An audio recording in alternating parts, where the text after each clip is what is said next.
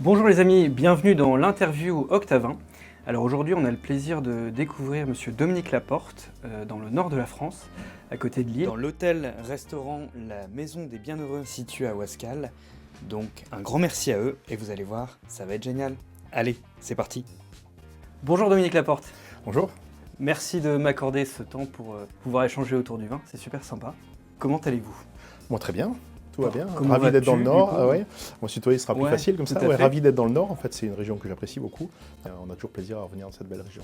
Pas trop froid? Pour moi, ça va. Je crains Ok. pas trop le froid, ça va. Est-ce que vous connaissez le concept de la chaîne Octavin? Un tout petit peu, mais pas dans le détail. Donc, je crois que c'est un peu pour faire connaître le vin et surtout la simplicité, le partage et le rendre un petit peu plus abordable, je crois. Tout à fait, effectivement. Le but, c'est de vulgariser et de dire aux gens, essayez le vin. Il y a des très bons produits et très beaux produits également. Ça tombe bien parce que c'est ce que j'ai toujours prôné, moi, la simplicité, le partage et arrêter de sacraliser le vin parce que c'est juste un moment pour se faire plaisir. Exactement. Dans un premier temps, je vous propose que l'on parle de vous, de votre histoire, de votre parcours. On parlera de vous et du vin, forcément. Et on finira avec une dégustation à l'aveugle, si l'idée vous tente. D'accord.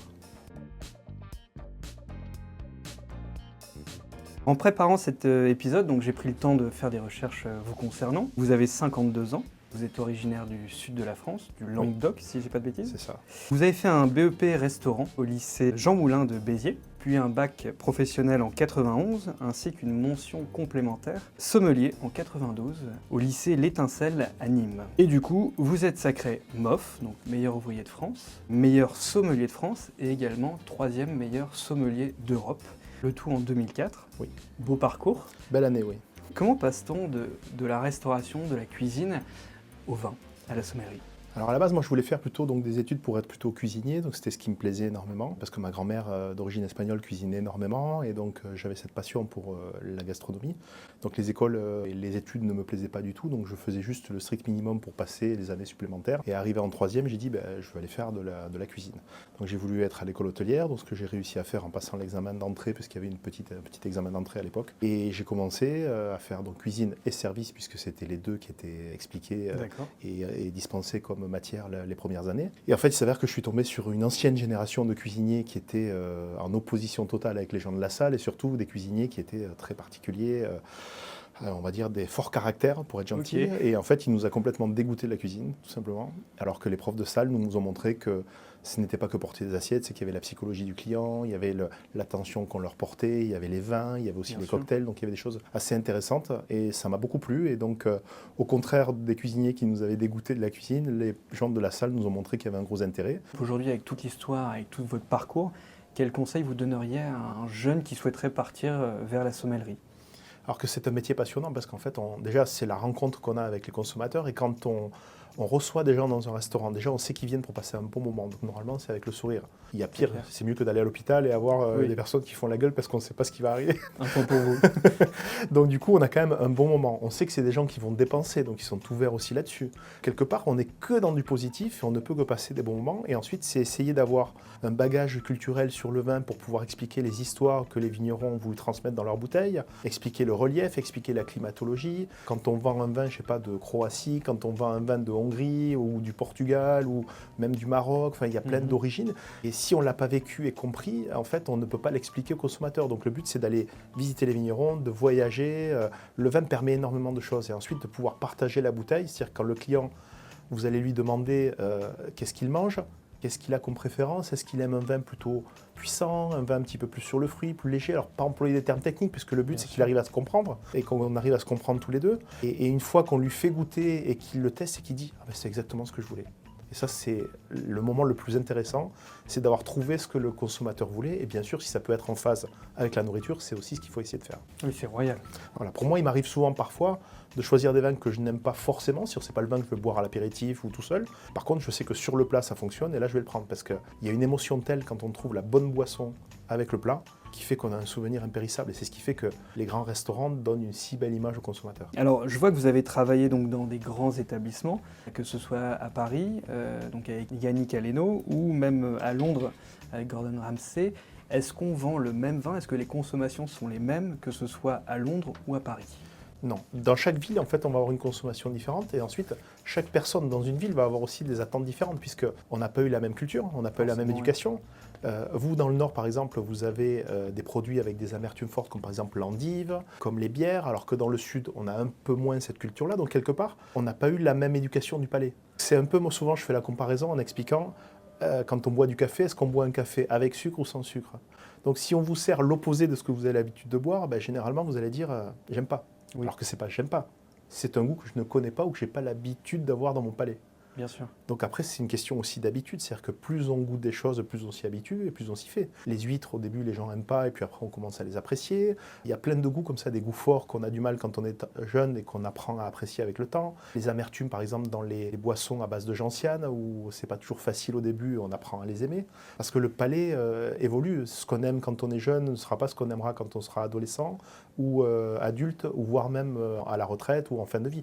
On n'aura pas les mêmes attentes. Nos palais évoluent. Pour vous, il y a un palais d'expérience, puis un palais acquis. Voilà, surtout, ce qui va être important aussi, c'est la culture du palais. C'est-à-dire que souvent, moi j'ai tendance à dire, je ne dis pas que c'est une personne, par exemple, vieille qui va avoir un goût qui s'est affiné. C'est l'éducation du palais qui va affiner le palais. C'est-à-dire que plus on goûte de vin, plus on va aller vers des profils particuliers. Parce que le palais s'éduque et le palais attend des choses différentes. Alors depuis maintenant 2014, vous faites un partenariat avec donc Aldi sur la sélection des vins pour leur foire au vin, donc 2 fois par an. Vous avez également une société de conseil, vous formez des jeunes sommeliers, vous avez l'œnologie, dont vous nous parlerez sûrement tout à l'heure. Comment arrive-t-on à gérer son emploi du temps ? Bon, l'emploi du temps, il n'est pas si compliqué que ça. En fait, tout ça, c'est des choses que j'ai fait ou que j'ai eu fait, mais toutes ne se cumulent pas au même moment. Donc, il est vrai que pour Aldi, en fait, c'est quelque chose qui me tenait à cœur parce qu'en tant que sommelier, en fait, on a accès à un public qui n'est qu'un public d'élite qui va dans les grands restaurants. Et tous les restaurants n'ont pas en plus de sommeliers. Et souvent, il y avait une tendance dans le monde de la sommellerie de dire que tout ce qui est en supermarché n'est pas forcément bon, qu'en gros, on met un peu à l'écart ces produits-là. Il faut savoir qu'aujourd'hui, il y a à peu près 90% de la population qui achète son vin en supermarché. Donc, ce qui veut dire que quand on est, nous, en notre position de sommelier, on ne touche que 10% de ces gens-là, enfin, en termes de volume. Donc, quelque part, plutôt que de le dénigrer, moi, je me suis dit, comment faire changer les choses? Donc, quand j'ai eu cette discussion avec Aldi il y a pas mal d'années, un peu plus de 10 ans maintenant, l'idée, c'est de dire, rentrons à l'intérieur et essayons de faire en sorte que, même si ce sont des vins modestes en termes de prix de revente, que la qualité soit bonne. Et moi, j'ai plaisir à chaque fois à faire cette dégustation parce que je goûte tout de manière aveugle, c'est-à-dire que je ne connais pas le vin, je ne connais pas le prix, je sais juste l'appellation et l'origine, et je me fiche de savoir d'où il vient. Moi, quand je les goûte, c'est par élimination, c'est-à-dire qu'on peut en goûter entre 100 et 400 sur plusieurs jours, et l'idée, c'est de se dire, dès qu'il y a un défaut, on élimine. Dès qu'il y a un vin qui est un peu dur, qui a quelque chose d'agressif, qui ne donne pas envie d'en reboire, on met de côté. Et ensuite, après, une fois qu'on a fait ça, on revérifie les prix d'achat, et en disant, est-ce qu'il est conforme à l'appellation, au prix, est-ce que le consommateur à ce prix-là pourra l'acheter ou pas? Et le but, c'est d'essayer de proposer des vins qui sont très abordables, très agréables à boire et que les gens en aient vraiment pour leur argent dans la bouteille. Et alors là, je rebondis là-dessus, j'ai souvent cette question. Quel conseil vous donneriez à quelqu'un qui se retrouve devant ce mur de bouteilles dans les supermarchés et qui dit laquelle choisir et pourquoi? Moi, je suis aussi confronté à ça quand je me retrouve devant un supermarché. Même en connaissant le vin, on ne sait pas.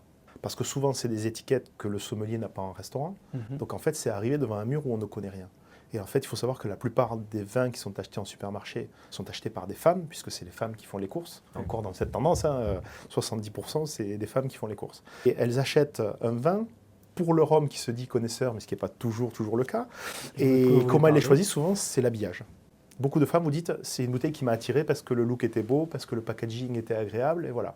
Ou alors parce qu'elle sait que son mari boit, par exemple, je sais pas, du Bordeaux, du Bourgogne, et elle va choisir plutôt ce genre de choses. Mais honnêtement, même un vin qu'on connaît en sachant que c'est un Bourgogne, ou que c'est un Beaujolais, ou un Côte-du-Rhône, tant qu'on ne l'a pas goûté, on ne peut pas savoir quel goût il a. On ne sait pas le millésime, on ne sait pas comment le vigneron a travaillé, donc c'est pas évident. Après, on a des tendances, c'est-à-dire qu'on sait qu'un Beaujolais sera plutôt gourmand et fruité. On sait qu'un Bordeaux aura plus de charpente.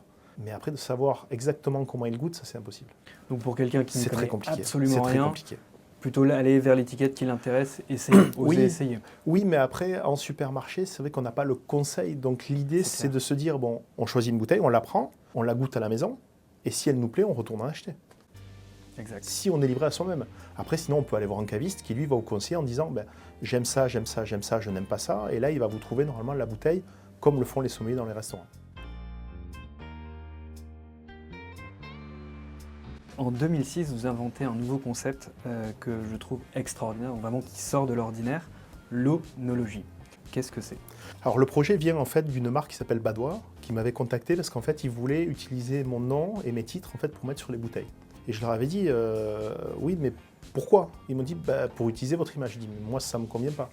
Parce que moi, si on fait quelque chose, il faut qu'il y ait un sens réel. Alors ils m'ont dit, il faudrait qu'on se voie et qu'on ait un rendez-vous. Donc je suis arrivé au rendez-vous avec plein de bouteilles d'eau, à l'aveugle, et je leur ai servi plein de bouteilles de concurrents et de leur eau. Et en fait, je leur ai expliqué que la tendance des minéraux qu'il y avait à l'intérieur apportait un goût, apportait des saveurs.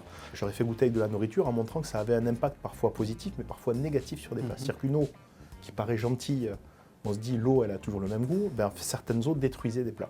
Certaines eaux encensaient des plats.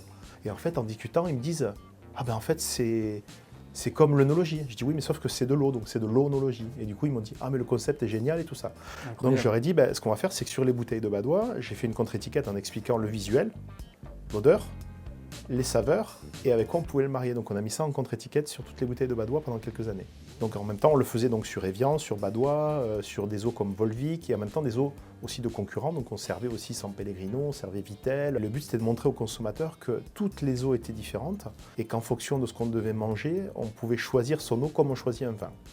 En termes de dégustation, de méthode de dégustation, est-ce que c'est comme le vin? On sent, on regarde, on sent, premier nez, deuxième nez, première bouche, deuxième bouche. Est-ce que c'est le même fonctionnement? Non, parce qu'en fait, l'eau, elle a quasiment pas d'odeur. Donc quand on sent, c'est vraiment très très subtil. Donc on va dire que l'eau est quasiment inodore. Il y a des petites sensations, mais c'est plutôt malheureusement des choses type chloré ou autre. Mais une eau, elle est assez neutre. C'est surtout en bouche. Par contre, la particularité, c'est qu'une eau étant relativement neutre aussi, c'est vraiment des petites sensations. Donc c'est plutôt le côté tactile qu'on va ressentir et pas l'aromatique, parce qu'il n'a pas d'arôme.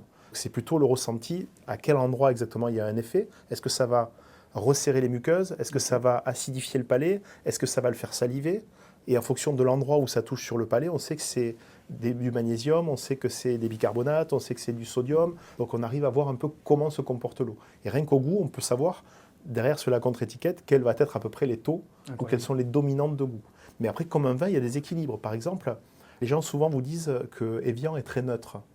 Alors certes, en goût, elle est très neutre, mais quand on regarde la composition minérale, elle est riche en énormément de minéraux. Mais ils sont suffisamment bien équilibrés pour qu'il y ait une impression qu'il n'y ait pas de goût, qu'elle est neutre. Alors que quand on prend une eau comme par exemple Vittel, elle est très riche en magnésium, donc il y a ce côté un peu plus métallique, un peu plus amer. Exact. Il y a certaines comme Volvic sont un peu plus douces, parce qu'il y a le côté calcium qui est un peu plus marqué. Donc il y a toutes ces saveurs qui des fois dominent dans la structure, qui font qu'elle prend le dessus et qu'elle donne un aspect tactile différent. Est-ce qu'aujourd'hui on fait de l'onologie que sur de l'eau plate ou sur de l'eau gazeuse également? Toutes, en fait, parce que les eaux aussi ont un impact. En fait, le concept était aussi sur les eaux pétillantes, parce qu'en fait, on voit une grosse différence entre une eau naturellement gazeuse et une eau qui a été gazéifiée. Si vous comparez, par exemple, San Pellegrino, qui est une eau plate gazéifiée, et si vous comparez Badois, qui est une eau naturellement pétillante. Quand vous goûtez, vous verrez que la taille de la bulle sur San Pellegrino est très grosse, et au cours de la dégustation, on perd la bulle pour avoir la partie minérale qui va se révéler ensuite. Alors que quand on goûte une Badois, on va avoir une bulle beaucoup plus fine, qui va rester tout au long de la dégustation, et qui va ensuite se mêler petit à petit avec les minéraux, mais la bulle reste. Ça, c'est la grosse différence, la taille de la bulle et la qualité en fait, de longueur de tenue de la bulle sur le palais.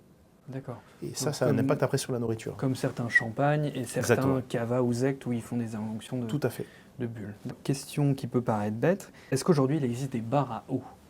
Alors il y en a eu une période, mais les gens qui sélectionnaient les eaux ne sélectionnaient pas forcément des eaux par rapport à leur vertu et leur saveur gustative justement. C'était plutôt par rapport à des origines du style. On avait Fidji, on avait Voss, c'était des origines, c'était un côté un peu bling bling parce qu'il y avait un joli packaging, parce qu'il y avait une histoire qui était racontée. Mais au final, on n'avait pas forcément la recherche. Il faut juste remettre en cause. La chose, c'est que l'eau minérale et les eaux minérales françaises sont régies par le ministère de la Santé. En fait, à l'époque, les eaux étaient vendues en pharmacie. Depuis 1948, elles sont vendues en supermarché, mais les supermarchés n'existaient pas avant. Donc c'est devenu un produit populaire, mais avant, c'était un médicament, l'eau. Tout comme le vin était une boisson bénéfique, et notamment les boissons type vermouth, les vins doux naturels qui étaient aussi avec des écorces de plantes ou autres, vous aviez des vertus thérapeutiques parce qu'elles étaient bonnes pour la santé. À l'époque, l'eau, malheureusement, était souvent vecteur de maladies. D'ailleurs, vous le voyez, quand il y a une inondation, qu'il se passe quelque chose, on vous dit ne buvez pas d'eau du robinet, buvez que de l'eau cachetée, donc de l'eau qu'on achetait en magasin. Pourquoi? Parce que l'eau était souvent source de bactéries, parce qu'on ne maîtrisait pas suffisamment la neutralité et le suivi qualité de l'eau, alors que l'avantage d'une eau minérale, c'est qu'elle est filtrée dans de nombreuses couches de pierres et de roches. Par exemple, entre le moment où l'eau tombe sur le sol et qu'elle arrive à la source de jaillissement pour Évian, ça prend 25 ans. Donc ça veut dire que c'est une eau qui est stable et qui aura toujours les mêmes saveurs. Alors que vous prenez une eau de source, la différence avec l'eau minérale, l'eau de source, elle est certes bonne et elle est certifiée, mais elle est variable. Il y a des petites variantes. Le goût ne sera pas toujours le même dans les minéraux. Et ensuite, vous avez ce qu'on appelle l'eau rendue potable. C'est ce qu'on appelle l'eau du robinet. Et en fait, il faut savoir qu'à l'époque, dans les villages, moi j'ai vécu un peu ça au village chez mes grands-parents, l'eau potable, il n'y en avait qu'une sur la place du village. Donc on venait remplir les petits jerrycans qu'on ramenait à la maison, mais on n'avait pas l'eau au robinet. Et en fait, ce qui a tué quelque part le monde du vin, c'est l'eau potable au robinet. Parce qu'à l'époque, on buvait du vin, de la bière ou du cidre, parce que c'était la seule boisson saine pour l'organisme. Parce qu'elle provenait d'une fermentation. D'où les images des enfants qui buvaient de la bière dans les écoles à l'époque. Et même pendant longtemps, on a même servi dans les hôpitaux des verres de Banyuls, donc qui était un vin fortifié, avec le goûter à 4 ou 5 heures de l'après-midi, pour apporter un petit coup de fouet, parce que ça donnait un petit peu d'entrain aux malades, et ça les aidait à retrouver un petit peu de réconfort, et en même temps, ça a créé une forme d'immunité aussi dans le corps. Alors après, on s'est rendu compte qu'il y avait une partie qui était moins agréable, qui était la partie alcool. Donc, voilà. Alors je reviens sur le sujet viticole. Le vin se consomme de moins en moins aujourd'hui. Est-ce que c'est pour ça qu'en 2012, vous vous lancez dans l'aventure Petit Béret ? Alors moi j'ai toujours aimé en fait aller rechercher des choses qui étaient un petit peu en marge. Et en fait ce qui s'est passé c'est que j'ai travaillé chez Alain Sanderens à l'époque au Lucas Carton, et sa particularité c'était de créer des plats pour un vin. Et en fait quand on mettait à la carte un plat, il y avait forcément son vin en équilibre. Les deux étaient proposés ensemble parce qu'il y avait une harmonie totale entre les deux. Donc les gens venaient pour cette spécialité parce que c'était vraiment une expérience à vivre qui était assez colossale. Mais parfois j'avais des gens qui ne buvaient pas, soit par rapport à des questions de maladie, questions de religion, questions de conduire. Donc il y avait des gens qui étaient un peu en marge. Et quand les gens venaient, moi j'avais l'impression de leur donner que la moitié de l'expérience puisqu'ils n'avaient que le plat, sachant que le plat seul n'était pas aussi bon que s'il avait été accompagné par la boisson. Bien sûr. Donc j'ai essayé de trouver à des moments des boissons qui pouvaient fonctionner. Donc c'est à ce moment-là que j'avais travaillé pour l'onologie, pour essayer de trouver un concept pour faire en sorte que ça s'améliore. Mais l'eau n'avait pas suffisamment de complexité, de puissance aussi pour certains plats, donc c'était un peu difficile. J'ai travaillé aussi sur les thés, j'ai travaillé sur les bières, mais c'est alcoolisé les bières. Donc c'est toujours compliqué. Et à ce moment-là, quelques temps après, donc en 2012, une personne me contacte, donc mon associé Fatih Beni, qui me dit bonjour, je viens d'avoir votre numéro en cherchant sur Internet. J'essaie depuis longtemps de faire une boisson, mais j'y arrive pas. Je veux faire du vin, mais sans fermentation. Est-ce que c'est possible ? Donc sans alcool pour les auditeurs. Voilà. Je lui dis, c'est pas possible, parce qu'une boisson, si on ne la fermente pas, ça peut pas être du vin. Et je lui dis, mais pourquoi ? Et il me dit, parce qu'en fait, voilà, moi, j'ai volonté de respecter la tradition musulmane, mais je suis un amoureux de la gastronomie. Mais quand je vais à table, on ne me propose rien. Et il me dit, je voudrais faire une boisson comme ça, sans fermentation, mais qui ait le goût du vin. Alors je dis, techniquement, c'est compliqué, puisque c'est pas du tout dans les marges, mais moi, ça me parle, puisque j'ai toujours cherché cette boisson aussi, c'est-à-dire faire une boisson qui soit respectueuse de l'environnement, faible en calories, sans sulfite, vegan, bio, qui ait très peu de calories, et qui surtout puisse se marier avec la nourriture. Parce qu'aujourd'hui, les seules alternatives quand on ne boit pas, c'est de l'eau et c'est très neutre, donc ça n'embellit pas le plat. Et ensuite, les autres possibilités vont être soit des jus, soit des sodas.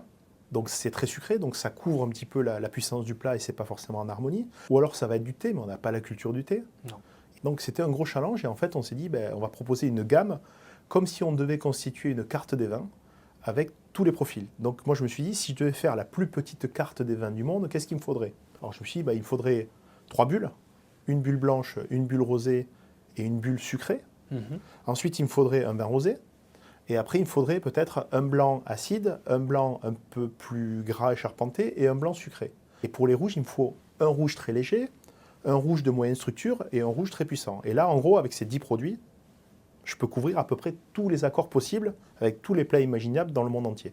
Donc j'ai commencé comme ça et on a créé toute cette gamme autour donc, de ces boissons. Aujourd'hui, du coup, qui sont les consommateurs ? Vous disiez femmes enceintes, des gens peut-être véganes ou par question de religion ? Aussi, mais il y a aussi les gens qui de plus en plus se détournent de boissons alcoolisées. Que quand vous devez conduire, vous allez boire un peu moins. Alors nous, le but n'est pas de faire en sorte que ce soit les consommateurs qui arrêtent de boire pour venir nos produits. Nous, le but, on est dans l'éducation, la pédagogie et amener à la culture et à la gastronomie que l'on vit à la française avec l'association d'une boisson avec la nourriture pour des gens qui ne connaissent pas ça. Donc c'est vraiment éduquer et amener les gens vers la gastronomie. Quelque chose d'éducation. Exactement. Après, ça n'empêche pas que lorsqu'on est consommateur, on ne boit pas toujours du vin. Par exemple, dans les grands restaurants, souvent quand vous avez 10 plats, le sommelier va vous mettre 10 verres de vin. Sauf qu'aujourd'hui, avec le taux d'alcool au volant, les risques qu'on prend et tout ça, et même pour l'organisme, c'est pas quand même très conseillé. Pas top, ouais. Donc si 1 sur 2, éventuellement, vous aviez une boisson avec un thé, un kombucha, une boisson comme le petit béret ou des choses comme ça, 1 sur 2, une alternative, du coup, vous allez réduire votre taux global d'alcool et rentrer chez vous en pleine possession de vos moyens et éviter un accident. Alors je reviens donc sur la partie alcool, donc partie vin. Donc en 2018, vous passez le pas et vous décidez de créer un vignoble, donc avec votre ami et associé François-Xavier de Maison, sur la commune de Vingros, en Occitanie, le domaine Mirmanda. Qu'est-ce qui a fait que vous avez démarré cette aventure? Comment ça s'est lancé? Alors François-Xavier, en fait, on s'est rencontrés dans un restaurant chez un ami qui a une très belle carte des vins et qui travaille autour de la truffe à Carpentras. Et depuis, on est devenus amis, on s'est beaucoup rapprochés. Il est même parrain de ma fille. Et à force de boire ensemble et de partager des bouteilles, il n'arrêtait pas de me dire « Ah, faut qu'on fasse du vin, faut qu'on fasse du vin ». Je dis « Ouais, mais François-Xavier, entre le vendre dans un restaurant et le produire, c'est pas la même. Toi, tu es amateur de vin, mais est-ce que tu te sens de produire et tout ?» Et il me dit « Ah, faut qu'on essaye ». J'ai réfléchi et j'ai un ami donc, qui est sur Vingros qui avait des vignes de sa famille depuis de nombreuses années. Donc une partie, il avait créé son domaine, donc en parallèle de son métier. Et le reste, il continuait à la donner à la coopérative. Donc je lui ai dit « Est-ce qu'éventuellement, tu crois que tu pourrais nous vendre un peu de raisin pour qu'on essaye de voir si on est capable de faire du vin de notre côté ?» Et il me dit « Mais comment ça avec qui ?» Alors je lui explique qu'il ne le connaissait pas. Et il me dit, écoute, moi je ne le connais pas, et moi, si je ne connais pas les gens, je ne fais pas. Venez avec vos compagnes, et ensuite on va voir si on s'entend ou pas. Et à ce moment-là, donc, on arrive chez lui pour faire un dîner. Il nous sert que des vins à l'aveugle. Et François-Xavier, qui est un grand fin connaisseur, les retrouve tous à l'aveugle. Donc le lendemain, ce copain vigneron m'appelle, il me dit, bon, je pense qu'on peut faire un projet, on peut faire quelque chose ensemble. Du coup, je me suis dit, bon, comment on fait? On ne voulait pas faire beaucoup, c'était un test. Donc j'ai dit, bon, on va faire 2 barriques de blanc, 2 barriques de rouge. Donc j'appelle une amie qui fait du vin dans le Roussillon, qui s'appelle le Roc des Anges, donc Marjorie Gallet. Je lui dis, est-ce que tu aurais éventuellement 2 barriques de vin blanc, comme j'adore tes vins blancs, pour pouvoir les vinifier dedans? Donc elle me dit, ok. Et pour le rouge, je me dis, faut qu'on ait une bonne barrique, parce que la barrique a quand même une influence. Donc j'appelle Olivier Berrouet, qui est le directeur général de Pétrus, à Pomerol, et je lui dis, est-ce que tu pourrais nous envoyer 2 barriques? Il me dit, ok. Donc il m'a envoyé des barriques de 1,20, donc des barriques quasiment neuves. Donc on a fait nos premiers vins quand même dans 2 belles choses qui nous ont aidés et fait que c'était plutôt bon.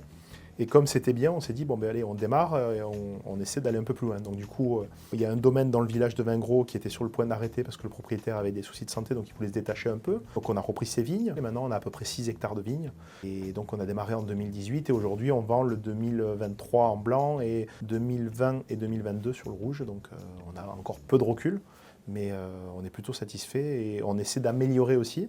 C'est-à-dire qu'au début, on avait des idées, donc on a essayé de faire des vins qui n'étaient pas forcément très ciblés Roussillon, parce qu'on aime bien, nous, par exemple, les Côtes-Rôties en rouge, les Châteauneuf, on aime bien les Bourgognes, donc on a essayé d'aller plus vers cette tendance-là et pas ressembler forcément à un vin du Roussillon, bien qu'on les aime, hein, mais c'était pour se différencier un peu, c'est de faire ce qu'on aime. Et pour les blancs, on était très Hermitage, très Châteauneuf blanc, on aimait ces profils-là, donc on a essayé de prendre cette direction. Et là, depuis 2 ans maintenant, on a demandé à un œnologue conseil de nous aider pour être en suivi chez nous, pour nous aider à améliorer et franchir un cap. Donc c'est un œnologue qui s'appelle Marc Esclarmonde, qui est l'œnologue entre autres de la Grange des Pères et de Trévalon. Oui. Donc c'est vrai que ça nous a bien aidé aussi à voir les petits détails, c'est-à-dire les vins sont plus précis maintenant en bouche, il y a une définition qui est beaucoup plus juste, on a essayé de trouver quelque chose de plus harmonieux peut-être et encore plus subtil que ce qu'on avait avant. Sur les cépages, vous travaillez avec quel cépage? Alors pour les rouges, c'est une dominante de Syrah. Alors ce qui n'est pas commun dans notre région, parce que c'est plutôt les Grenaches, les Carignans et les Mourettes que nous avons aussi en cépage secondaire. Mais nous, c'est Syrah parce qu'en fait, on est sur un versant nord, donc qui est moins marqué par le soleil. C'est-à-dire que le soleil commence à baigner la vigne à peu près en temps normal vers 7 h du matin, et chez nous, c'est plutôt à 10 h, puisque le soleil ne passe cette montagne qu'après. Oui. Donc du coup, on a une climatologie un peu plus fraîche et la Syrah donne de bons résultats. Et du coup, on a des vins aussi un peu plus fins, un peu moins extraits, moins solaires, même si on a quand même du sucre et de l'alcool quand même naturel, puisqu'on est dans une région chaude. Mais on arrive à avoir beaucoup plus de subtilité dans les vins, ce qui est assez intéressant. Là, donc du coup, sur Mirmanda, sur l'ensemble de vos vins, c'est plutôt un vin de copain ou plutôt un vin d'étiquette? Alors là, je ne vois pas trop la différence entre les deux. Piège, pour moi, qu'est-ce que c'est comme une étiquette? Pour moi, c'est quelque chose de peut-être un peu moins abordable. Vin de copain, c'est plus passer un bon moment, se souvenir du moment grâce à cette bouteille, par exemple. Je pense qu'on connaît tous François-Xavier. Tout à fait. Qu'est-ce qu'il est? Lui, il est plutôt vin de copain, non? Effectivement. Et moi, c'est ma vision des choses. En fait, quand on a fait ce vin, on s'est dit, on fait ça pour l'expérience, on fait ça pour avoir quelque chose tous les deux, pour partager cette passion. Mais dans l'idée, c'était d'avoir quelque chose qu'on pouvait partager, donc un vin de copain, mais en disant, on a une petite notoriété, donc on a une petite étiquette quelque part, puisqu'on est un peu connus tous les deux, et on a dit, est-ce qu'on ne peut pas se servir un peu de notre notoriété pour faire en sorte qu'on mette un coup de projecteur aussi sur le Roussillon, mais en aidant nous, à notre niveau, de faire un vin d'assez bonne qualité, pour que les gens se disent, parce qu'on a cette ouverture et de pouvoir rencontrer cette clientèle-là, qui sera peut-être intéressé à la fois par son notoriété et la mienne, de les amener vers un bon vin et de dire « Ah mais je ne pensais pas qu'on pouvait faire ça dans le Roussillon ». Et du coup, on s'est dit, si on arrive aussi à faire ça et à valoriser, à apporter un petit peu plus de valeur au vin, est-ce que ça ne peut pas aider les vignerons qui aujourd'hui sont en difficulté à les vendre 1 euro plus cher et améliorer aussi leur qualité, avoir un meilleur train de vie aussi puisqu'ils souffrent énormément. Donc de se dire, se servir de ce qu'on fait nous pour aider la communauté dans le Roussillon. Et donc du coup, là aujourd'hui vous faites 3500 blancs, 3500 rouges. L'objectif pour le futur, forcément continuer à rester sur cette qualité, rester sur le même nombre ou peut-être avoir 1 hectare en plus? Alors là, on est passé de 1,5 hectare à 6, mais il faut savoir qu'avec ce qui s'est passé avec les problèmes de sécheresse, puisque les gens ne se rendent pas compte parce qu'il y a de l'eau dans toutes les régions, mais il faut savoir que nous, dans la vallée dans laquelle on est et dans le Roussillon de manière générale, il n'y a quasiment pas d'eau. C'est-à-dire que là, depuis mai 2020, nous n'avions pas eu de pluie. Donc aucune. Ah oui. On a eu une pluie donc, le 28 avril 2024, qui a été la première pluie en 4 ans. Autant vous dire que c'était très compliqué. Ouais, Ensuite, on n'a rien eu. Et ensuite, il y a eu quelques petites inondations. Vous avez entendu parler là sur Valence, sur Barcelone et à Perpignan aussi. Mais à Perpignan, ça a été 160 mm. Mais nous, dans nos vies, on a eu 70 mm. Donc au final, là, on est à peu près à 160 mm, on va dire, qui sont tombés. Mais ce n'est pas suffisant, sachant qu'il n'y en a pas eu pendant 4 ans. Donc 160 mm pour 4 ans, ce n'est pas suffisant. Donc, du coup, on a les vignes qui malheureusement sont en mortalité, c'est-à-dire qu'on a énormément de taux de mortalité dans les vignes, et surtout elles se mettent en réserve. Vous savez, lorsque vous faites la taille et que vous coupez donc, vos branches pour régénérer, pour que l'année prochaine il y ait des nouvelles, généralement ça repousse à peu près de 2,50 m, 3 m. Là, on a des vignes qui se mettent en réserve et elles poussent entre 30 et 40 cm. Et elles nous sortent une grappe. Ensuite, il y a le problème aussi lié à l'eau, le fait que les sangliers notamment, n'ayant pas d'eau, qu'est-ce qu'ils font? Ils croquent dans la grappe pour avoir du jus. Bien sûr. Pour se rafraîchir, mais ensuite ils crachent les baies. Donc si vous faites ravager par les sangliers, malheureusement le lendemain il n'y a plus rien. Donc nous on clôture de manière électrique, mais ils nous pètent les clôtures tous les jours, donc tous les jours il faut aller les réparer. Et ils ont bouffé une partie aussi dans la nuit. Donc là cette année on a fait sur une parcelle par exemple qui fait 3 hectares, de grenache blanc, grenache gris, grenache noir, sur 3 hectares on a fait 350 litres. D'accord. Donc autant dire que c'est 1 hecto-hectare. À Bordeaux c'est 65 hecto-hectares à Bordeaux. Donc on a fait strictement rien. Donc si on part avec ce précepte-là, sur 3 hectares, on aura fait 400 bouteilles. Donc les 3500, on ne les fera pas tous les ans. Donc en gros, là aujourd'hui, avec 6 hectares, on va produire moins que ce qu'on faisait avec 1,5 hectare. Effectivement, donc 2024 sera très très limité. Donc, voilà. Et alors, sur certaines régions, on peut, j'ai envie de dire, arroser ces vignes. Oui. Sur d'autres, on ne peut pas selon le cahier des charges. Est-ce que vous avez le droit? Est-ce que c'est donc... Alors nous, il y a deux choses. C'est que, et d'une, il n'y a pas d'eau, donc on ne peut pas arroser. Ah bah oui. Donc on est en période de restriction. Nous, depuis 4 ans, on est en restriction dans les Pyrénées-Orientales. On ne peut pas remplir les piscines, on ne peut pas laver les voitures. Et on a même un usage réduit sur la consommation du foyer. Donc du coup, comment on pourrait arroser? C'est un non-sens quelque part. Et ensuite, bien sûr, si vous arrosez, vous perdez les appellations et ce n'est pas adapté. C'est-à-dire qu'il faudrait pouvoir le faire. Il faudrait pouvoir forer. Il faudrait pouvoir aller chercher de l'eau. Bien sûr. Donc quelque part, c'est un non-sens aussi. Et si on veut aujourd'hui être éco-responsable, on ne va pas aller chercher de l'eau alors qu'on n'en a plus. Ça paraît logique. Donc soit la vigne s'adapte, soit elle meurt, soit on change de profil. Et alors là, pour les gens qui ont envie de déguster votre vin, où est-ce qu'ils peuvent le trouver? Alors chez des bons restaurants, chez des bons cavistes, alors tout dépend dans quelle ville. Ici en tout cas c'est assez exemple, bien représenté ici. sur l'île. Sur l'île il y a plusieurs cavistes, on vous mettra peut-être la liste avec plaisir, en commentaire, éventuellement ce sera peut-être plus facile. De très bons restaurants, donc comme ici notamment où nous sommes. D'accord. Donc il y a le plein d'endroits, oui, tout à fait. Du coup aujourd'hui sommelier, onologue, l'eau, vigneron. C'est quoi la prochaine corde que vous allez ajouter à votre arc? Alors peut-être revenir à mes premiers amours, puisqu'au tout début, quand je suis sorti de faire mon armée, donc à l'époque où c'était obligatoire, j'avais donc soit je voulais être sommelier, soit être barman. Et l'idée pour moi était d'ouvrir un bar à cocktail qui n'existait pas trop en France. Vraiment un cocktail comme on l'avait aux États-Unis, avec vraiment un travail sur les saveurs et tout ça. Donc aujourd'hui, l'orientation vers le bar me plaît beaucoup. Donc tout ce qui est mixologie peut-être. Oui. D'accord. Mais j'en fais toujours. Et comme en plus on a sorti des spiritueux avec le petit béret aussi, dans ce cadre-là, c'est quelque chose que j'ai remis un petit peu au goût du jour. Et pourquoi pas un jour présenter un concours dans le banc du bar. Bien sûr. Bah écoutez, merci pour tout ça. Je vous propose qu'on passe à une dégustation là-bas. Avec plaisir, si ça vous merci. intéresse. C'est parti. Merci. Ah, c'est du blanc déjà. Est-ce que Félicitations. j'ai raison? Oui, je pense, ouais, effectivement. Ah, c'est bien doré déjà. Alors étant daltonien, moi je me fie plus au nez. Ouais. Aromatiquement, c'est très charmeur, hein, c'est très séducteur. Il y a une aromatique qui est vraiment très agréable. On a beaucoup de fruits. On a une impression de douceur, de sucrosité, donc une belle maturité. Alors, est-ce qu'on est dans une région où il y a une maturité, où le raisin est arrivé à son aboutissement, ou est-ce qu'on est sur un cépage très parfumé? Ça, c'est un peu la chose qu'on peut avoir quand on goûte comme ça. bizarre parce qu'au nez, ça me rappelle des choses. Ça me rappelle une identité de, je sais pas, de cépage, mais pour l'instant, un peu difficile de mettre dessus.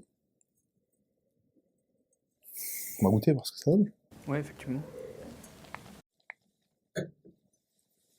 Surtout qu'en se réchauffant, des fois, ça prend de la dynamique aromatique.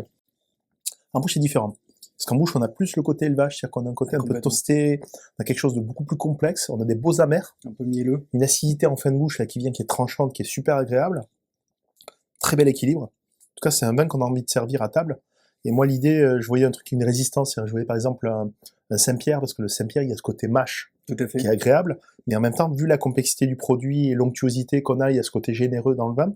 J'aurais bien vu une sauce crémée, mais en même temps l'aromatiser un peu, par exemple avec de la noisette torréfiée, éventuellement un petit peu de vin jaune ou alors un noyer Prat pour apporter de la douceur dans la sauce.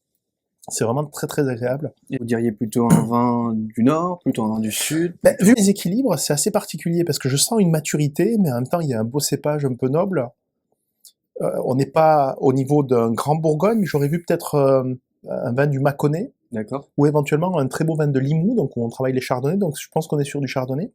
Mais il y a ce côté frais et mûr à la fois, c'est-à-dire que c'est assez complexe parce qu'on a une impression qu'on est allé au bout de la maturité, mais derrière on a quand même une bonne fraîcheur, une bonne tension. Donc c'est pour ça que j'avais ces deux pistes un peu là-dessus, quoi. On va regarder tout de suite. Donc du coup, c'est Terre de Grès, donc table d'effet, et c'est un chardonnay. Chardonnay 2023. Et où alors exactement ce chardonnay? Et alors, vous diriez peut-être dans le nord, peut-être dans le sud? C'est deux régions, donc soit vers Limoux, soit la région de Mâconnais. Écoutez, c'est fait dans le Pas-de-Calais, dans le 62, à Frénicourt-le-Dolmen. Je vous laisse regarder. Alors là, je suis bluffé, ouais. D'accord. 62, ok. Je savais pas qu'on avait ce niveau de qualité, comme quoi les changements climatiques font qu'il y a de belles évolutions, parce que ça, c'est vraiment très beau, franchement. Ouais, effectivement, c'est gastronomique, c'est agréable. Quoi. Et on a envie de boire la bouteille. C'est pas un vin qui est vulgaire, tant par déjà le nez, la bouche, même l'étiquette est très élégante. Félicitations, honnêtement, j'aurais jamais trouvé à l'aveugle, à vrai dire. Et c'est vrai que je les connais peu, moi, les vins du Nord, en fait, parce que c'est pas une région qui fait partie de la culture bibliographique qu'on a quand on apprend les vins. Et c'est encore anecdotique, parce que je pense qu'il n'y a pas encore beaucoup de domaines qui travaillent, et surtout à cette qualité. Franchement, je suis bluffé. C'est incroyable. Je prendrai la photo de l'étiquette parce que ça me plaît beaucoup.